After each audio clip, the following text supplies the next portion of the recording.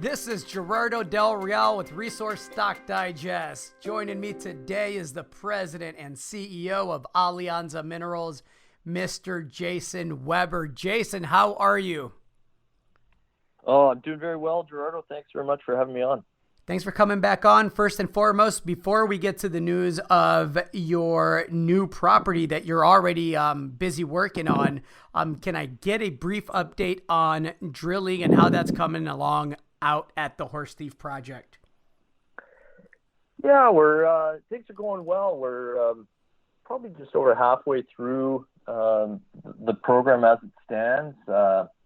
We're seeing what we expect to see, and with the nature of this type of deposit, as you and I have discussed before, you can get good-looking rock, and it really comes down to how the lab results come back. So, a lot of our plans going forward will hinge on those, but we're certainly happy with what we're seeing from the drilling. Excellent. Any timeline on assays? Are you planning to release them as a batch, or are you going to go, a couple of holes at a time, or will it depend on results?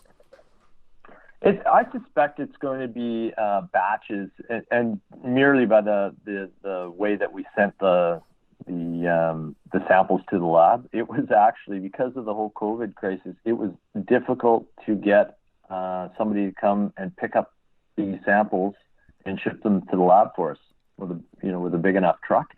So we ended up shipping 3 holes together. So I'm thinking we're probably going to do 3 batches of samples by the time it's all said and done. So the lab is backed up. I've phoned and actually asked what turnaround times are, and they said to expect nothing before mid-July.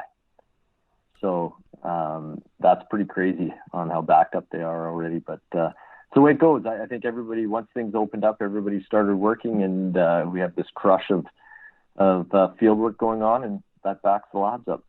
Well, it's good that people were being careful. Here in Texas, 100 people would have volunteered to go and pick those samples up for you, Jason.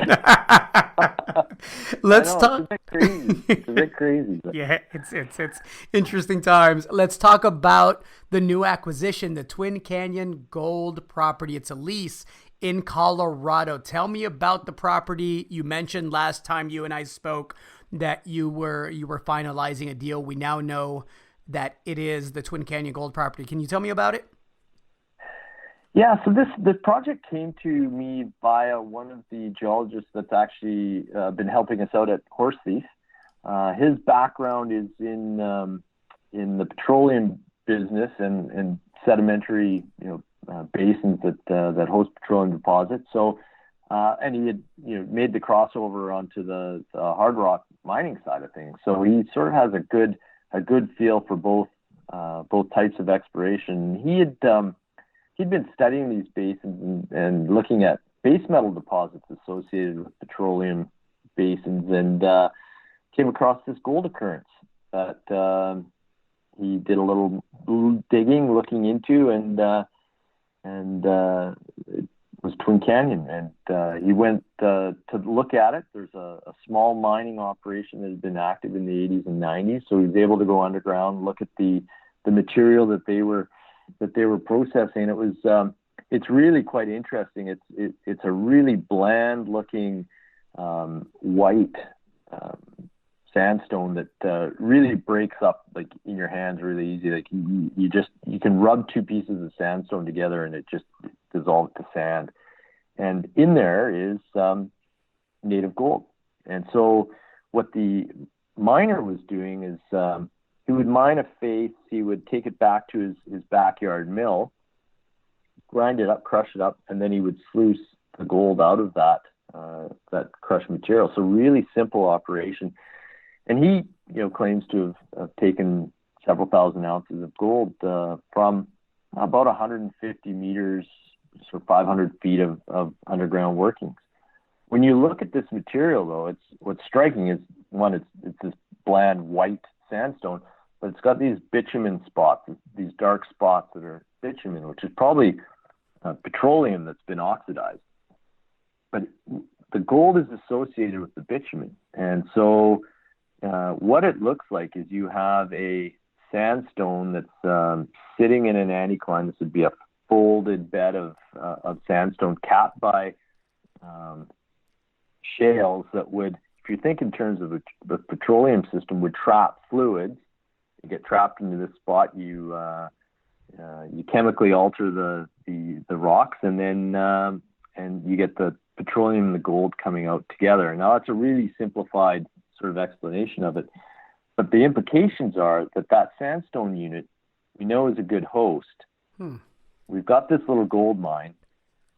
Let's look outboard of that. Maybe there's more of this to be found, and because it's not something that a gold geologist would look for, nor really recognize in the field unless you've been shown this.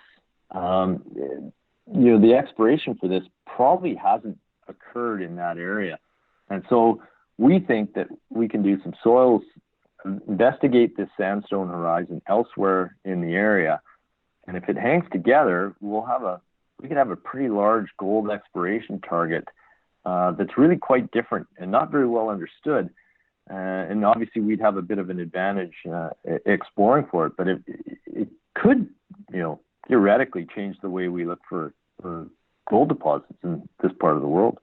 It's interesting to me, Jason. There's a part in the release that that reads, additionally, 1980s vintage rotary drilling confirms the presence of greater than half a gram a ton over a 500 by 500 meters area.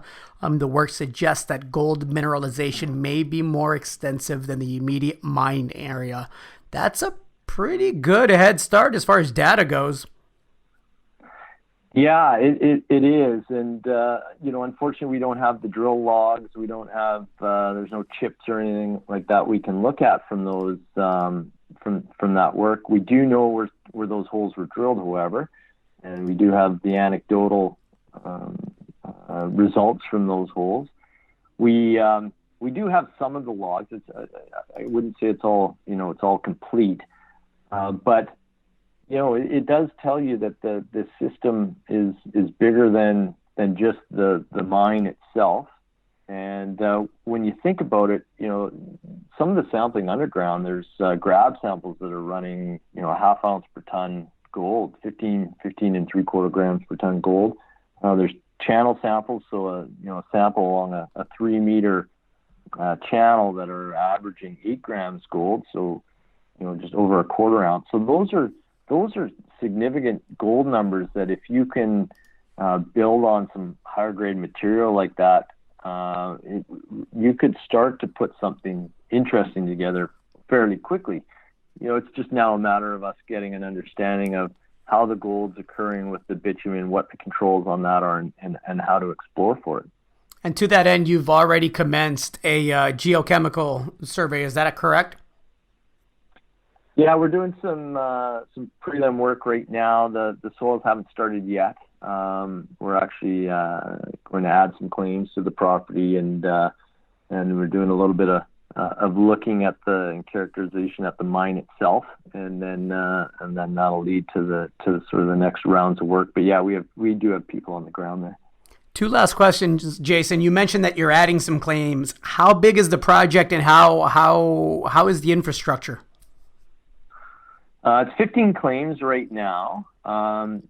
Infrastructure is excellent. I think it's an 8-mile road or 12-mile road in from the highway. The road is the last bit. There's a gated portion that leads to the mine, but up until that point, the road is well traveled, really easy access. So that's fantastic. We're about 20 kilometers from the nearest town of Mancos, Colorado. So it's a pretty easy area to work in.